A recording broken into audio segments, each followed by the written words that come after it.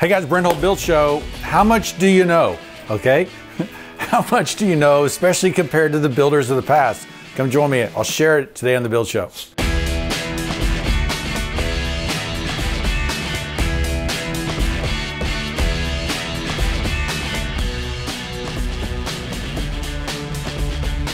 How much do you know, right? How much have we learned as builders and craftsmen today? What do we know and what is our knowledge level compared to the builders of the past? I've just spent 2 days at Winter Tour, which is the DuPont family home, which is the largest collection of American antiques in the world.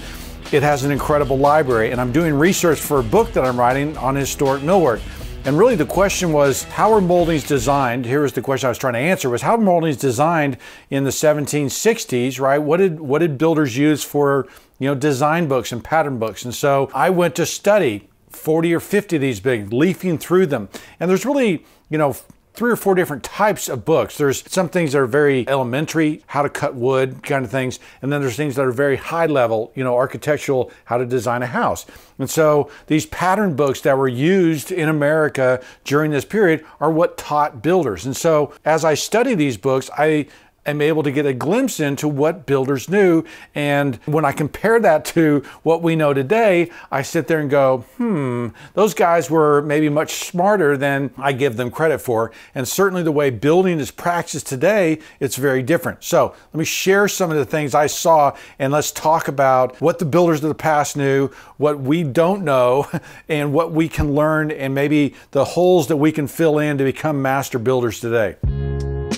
2 of the more popular authors were Beatty Langley, who along with his brother Thomas Langley, who was an engraver, did pattern books. Now this is one, it's called The Builder's Jewel, I think. Look how small it is, okay? This would have been carried around job to job by the builder. So this would have been a how-to manual, right? Maybe. And so the way these books were traditionally done is that there was a forward page, a description of the plates, okay? A description of how these, what's going to be in these plates, and then they would begin to lay out different drawings. Now, these are really small, okay?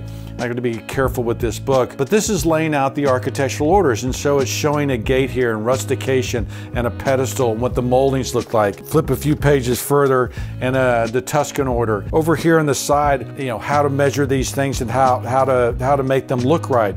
Go a little bit further, they actually break out even into doors. And so one of the things they would show is the proportions of a door and how to lay out an arch, and with the keystone and the pediment, all these different things laid out in a page that's 4 by 6 in size, right? It's a lot of information there. The proportions of the order, what the moldings look like. Go back further, there's actually architectural details like this. Now when you go back even further, they'll get into design things and the pediments and over a door and stuff like that, the sizes of that. But then look what happens as you go to the back. They get into structural stuff, right? They get into the joinery that goes into a timber framed opening. It'll get into arches and the geometry that goes into how to lay these things out. And so there is, there's some stuff on some steeples. The thing that you find common in these books is that there is engineering, there is architectural, there is kind of how-to.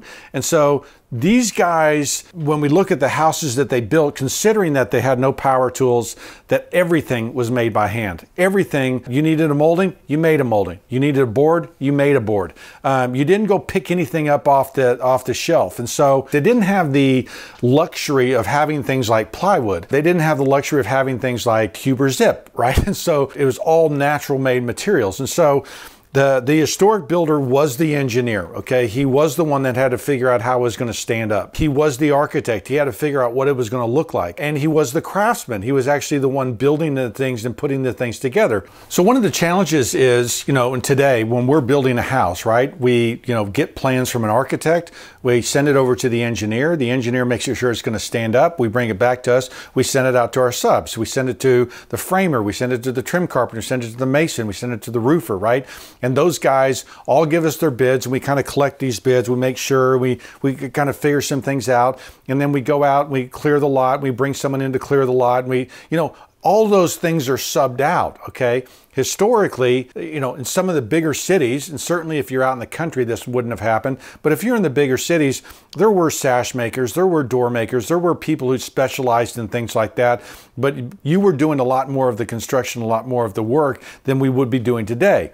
And so think about the things that you know as a builder. Think about, you know, what you're proficient at, what's your super strength, right? What is your superpower that allows you to be successful as a builder? Is it that I understand build science? Is it that I understand design? Is it that I understand, you know, I have the best subs? Think about what those things are, and then realize that it can be a little bit constricted. It can be a little bit, you know, pot, if the pot's this big, you know, is your piece this big of the pot, or is it, you know, this big of the pot? And I would argue that historically, you know, those guys covered 3/4 of that circle as far as their skill set, more because they had to, right? It was a society and a culture that was handmade. And so in that handmade, you know, culture, you had to learn and understand and craft and do a lot more. As we look at this world and what they knew in the past versus what we know today, I mean, there are things that we are able to do today that they wouldn't have been able to do, right? Not always for the best, but, you know, think about production housing. I mean, they weren't making houses efficiently as we're making houses today.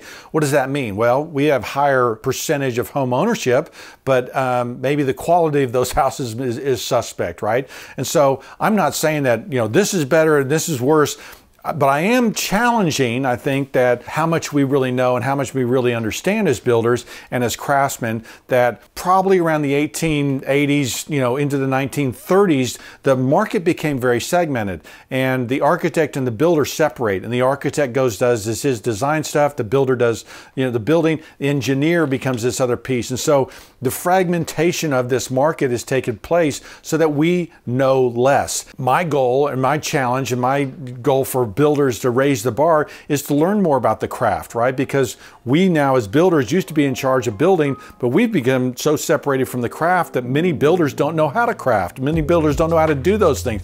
They're organizers, and I would challenge that is not being the best that we can be. So looking at the past, I think that there is a lot that we can learn, a lot, you know, hopefully I'm showing you that the opportunity, right, is much bigger than, you know, our kind of little small circle here, and realizing what we used to know in the past and used to understand as builders hopefully can help us to understand that, oh, there's a lot more I can grow as a builder, a lot more I can do if I considered the things that used to be built and used to be done all by hand. So I think that's a challenge. I think that's a fun thing. Hopefully you guys do too. Be sure to follow me on Instagram and Facebook, Hull Millwork, Hull Homes. If you're watching on YouTube, hit the subscribe button and then sign up for Patreon. Passion for Craft, check it out. It's our podcast, a bunch of great information there, raising the quality of building. I'm Brent Hull. Thanks for watching.